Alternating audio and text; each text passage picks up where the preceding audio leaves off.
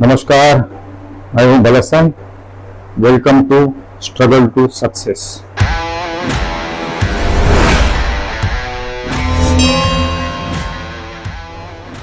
आज हम चर्चा करेंगे एक विषय पर जो अयोध्या की राम मंदिर के निर्माण के बारे में।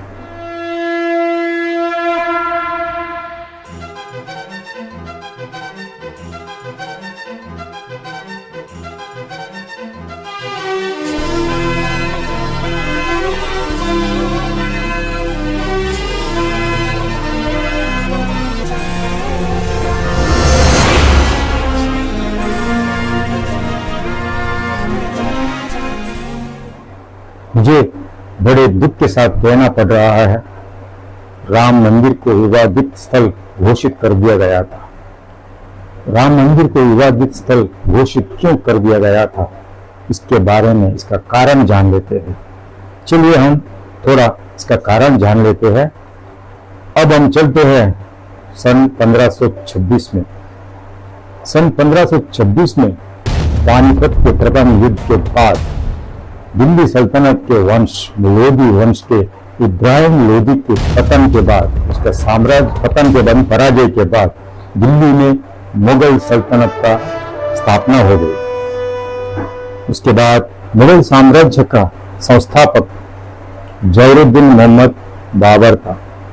केवल 22 साल की उम्र में ही काबुल पर अधिकार जमा कर अफगानिस्तान का राज्य कायम रखा था। बाबर ने 5 बार भारत पर आक्रमण किया था। बाबर के जो सेनापति वीर बाकी ने अयोध्या नगरी यानी श्री राम जी का नगरी को तहस नहस कर दिया था, वो भी सन 1528 में। उसके बाद उन्होंने मंदिर को तोड़कर वहां पर मस्जिद बना दिया गया। उसके बाद मुगल सेना उस मस्जिद में नमाज पढ़ने लगे।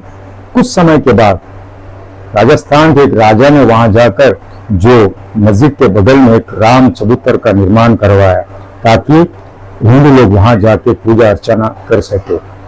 राम चबूतर पर हिंदू लोग पूजा अर्चना करते थे, बगल में मस्जिद में मुसलमान लोग नमाज पढ़ते थे। फिर मुगल साम्राज्य का पतन के बाद ब्रिटिश साम्राज्य का उदय हो गया। ब्रिटिश साम्राज्य का उदय होने के बाद हिंदू लोगों ने मिलकर वहां पे राम मंदिर होने का दावा किया। उसके बाद ब्रिटिश गवर्नमेंट ने वहां पे ASI जांच करवाए। ASI जांच करवाने से उससे पता चला कि वो जो मस्जिद के नीचे फूल और मंदिर के कुछ अंश मिले। उसके बाद वो जो मामले को कोर्ट में चला गया, यानी मुद्दा कोर्ट में चला गया। उसके बाद 1949 को, यानी हमारा देश जो आजादी के बाद 1947 के 1.5 साल बाद, यानी 1949 को उस जो मस्जिद था, और मस्जिद के अंदर एक श्री राम जी का मूर्ति को रखी गई। खबर खोलते ही वहां पर हिंदू लोगों का दर्शन करने के लिए क्यू लगने लगा। इस तनाव को देखते हुए प्रेसिडेंट वल्लभ भाई पटेल और जवाहरलाल नेहरू जी ने उस स्थल को विवादित स्थल घोषित कर दिया गया और द्वार को बंद कर दिया। और जवाहरलाल नेहरू ने उस राज्य का मुख्यमंत्री वल्लभ भाई पंत को निर्देश दिया कि मूर्ति को हटा दिया जाए, लेकिन वल्लभ भाई पंत मूर्ति हटाने का इच्छुक नहीं थे। उसके बाद वो स्थल ऐसे ही विवादित स्थल करके रह गया।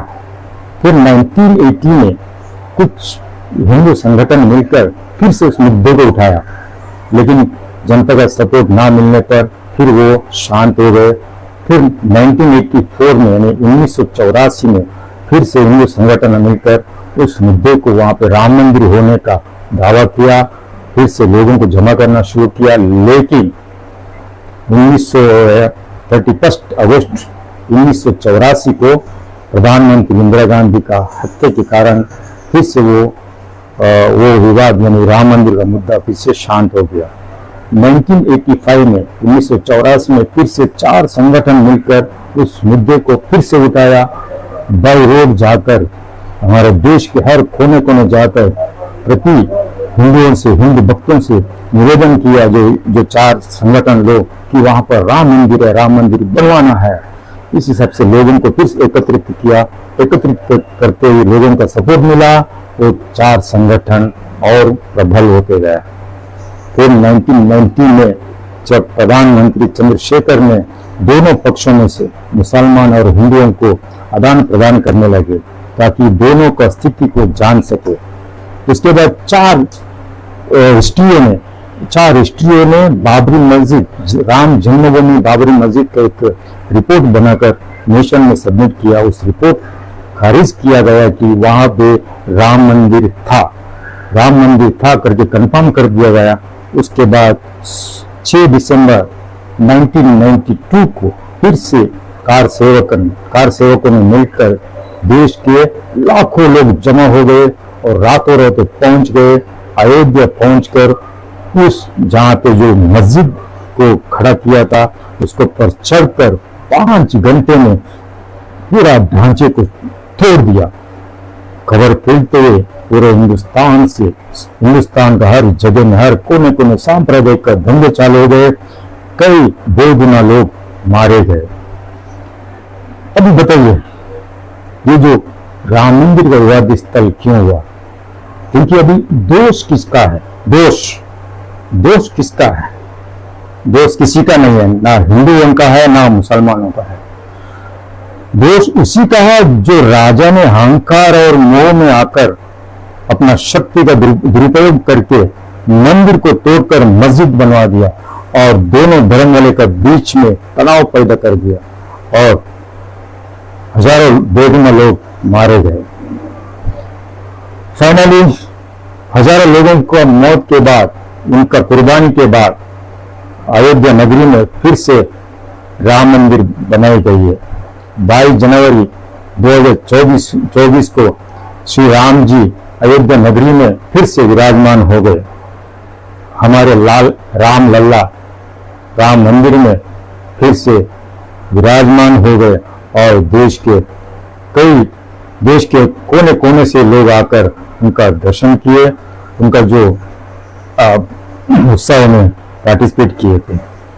मैं सभी देशवासियों से ये निवेदन करूंगा, हमारे राम लल्ला का आशीर्वाद हमेशा आपके साथ, हमारे देश के साथ बने रहे। जाने की आज्ञा दीजिए। जय श्री राम, जय हिंद।